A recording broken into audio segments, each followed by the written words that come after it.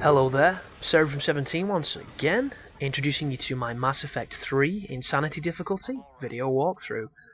This is the final section of the Geth Dreadnought, and it would appear that on the previous video I grossly overestimated how far through this level I was, because this is not just a clean run to the escape shuttles. This is the hardest room in the level.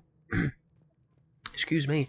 And the reason it's difficult is because you're going to be pushing through a load of enemies. And with the enemies, there's going to be, I think, flamethrower guys, there's going to be Geth hunters, there's going to be the standard rocket launcher assholes, and then there's going to be Eden? Why do I always want to say Eden? There's going to be Geth primes. And this is the heavy unit. Look at that shit. I was running into a piece of cover that wasn't there.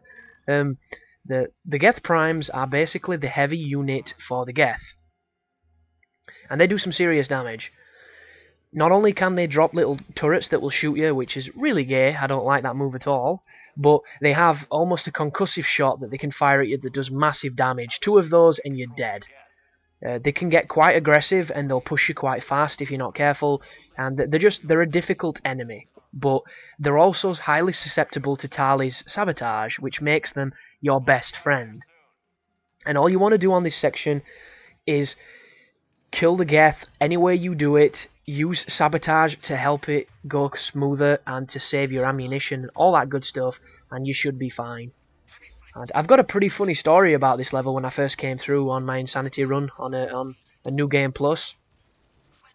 When I was fighting through this room, I was still in the phase of the game where I was trying to carry as less equipment as possible so that my cooldown rate would be quicker. Because I wanted to do it, because that's how I've been playing the multiplayer, and it was kind of my mentality at the time. Which, as a soldier, I don't recommend, because he does not have any biotic powers or tech powers that are worth spamming. All he has are abilities that rely on his guns, because his concussion shot does not do enough damage.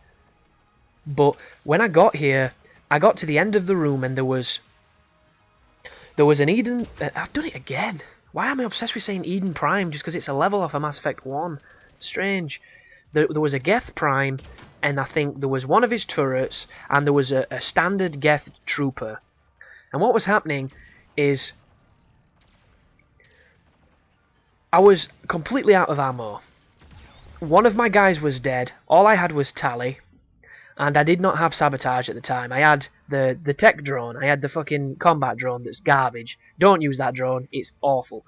The only good thing about it is the primes are so dumb that it distracts them. The only problem is on Insanity, they kill the drone so quickly, it doesn't distract them for very long. So, I've got to kill this prime with no bullets as a soldier, with a Quarian with me who will not shoot the thing at all, and one ability that does very, very minimal damage. It literally took me 30 minutes to kill this prime. What I was doing is I was using concussive shot and I was using the combat drone, and I was spamming those 2 abilities while he was shooting at me. So I was going into cover, popping out, attacking, going into cover, repeat for 20 minutes.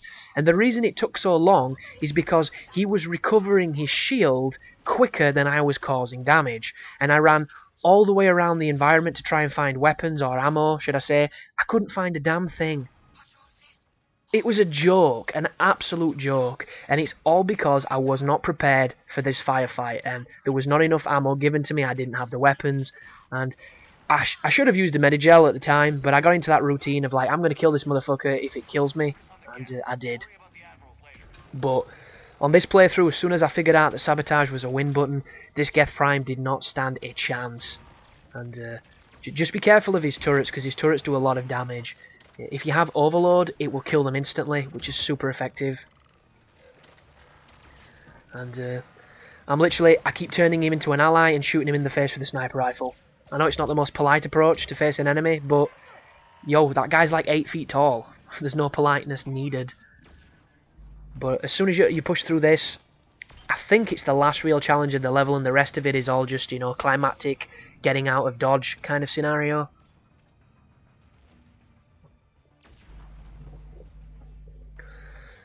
But bringing it back to the multiplayer topic that I was talking about previously, there just seems to be a lot of things lacking in it, and I can't understand it at all. The biggest thing for me is the levels. Like, the demo had 2 levels, which it's like 1/3 of the levels on the game. And for me, that is unforgivable. This is a game that, if you take your time when you're exploring the universe, you can read paragraphs about planets that you can't do anything with. It's just like, random planet, here's a bunch of, geological data that they wanted to put in because they wanted to flesh out this universe, and yet there's 6 multiplayer maps. And they're all from places that you've seen before. It's like, how could you not have just copy-paste random blue, green, purple, violet, whatever coloured planet with crazy-looking sky with 6 moons in it, thrown a bunch of chest-high cover, and there you go, multiplayer map, Copy-paste, change it to green. Copy-paste, change it to brown. It makes no sense. It really doesn't. And I'm in a spot of bother, as you can see. But if you stay calm, you'll get out of any situation, as I've just proved, as I nail that hunter. And I see that dude coming to my left. And while this is happening, James is still alive, I just don't know what he's doing. He's just chilling out over there shooting. And a subscriber of mine said that if you give your team the Incisor sniper rifle on Mass Effect 2, they pretty much turned into a death squad. And I don't know if that works on Mass Effect 3, but I recommend you try it out, because maybe it'll make them useful. But in my experience, your team is useless. If you're not using their abilities, they get like 0 kills almost in every situation. It's almost like they're not shooting real bullets. It's like they're shooting blanks, and they're just there to make everything look more enjoyable. I don't get it.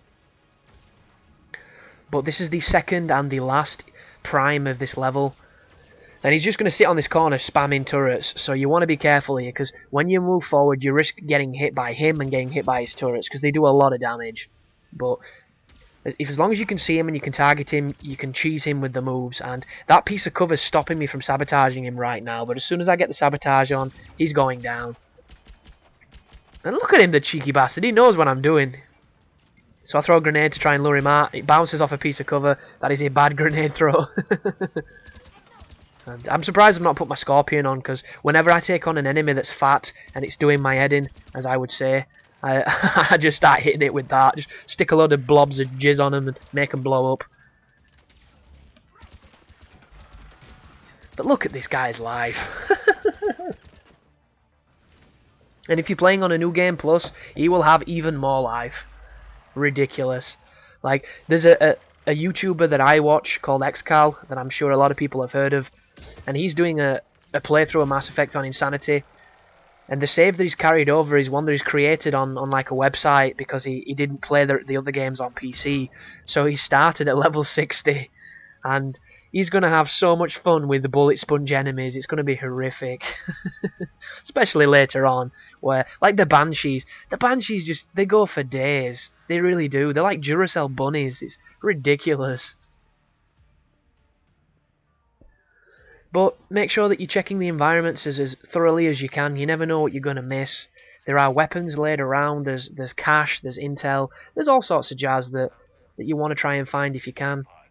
And then, yeah, the end of this level now is all just, get to the chopper. It's literally that. There's no difficulty to it. It's all very scripted. It looks quite nice, but it's all, It's just procrastination before the next shooting sequence. And maybe you love that, maybe you hate that. I suppose that's why this Mass Effect is the most divisive so far. But the path is pretty obvious. If any debris falls, you generally don't go that way. I don't need to hold your hand through this. But as far as the other projects that I've got currently ongoing, they're all still active, they're all still there. It's just as soon as I've got Mass Effect up, you will be seeing them again. It's just the nature of the beast. There's Modern Warfare 3 DLC coming out, which is going to be Spec Ops stuff, so I'm probably going to pick that up, and I'm probably going to do guides to those, although they'll probably be easy. And I might even do some live surviving on them, because I need to get back to that series. But once these guides are out of the way and I'm comfortable with university, it will be business as usual, folks. So thanks for the support, thanks for watching, I hope it's helping, and you take care now.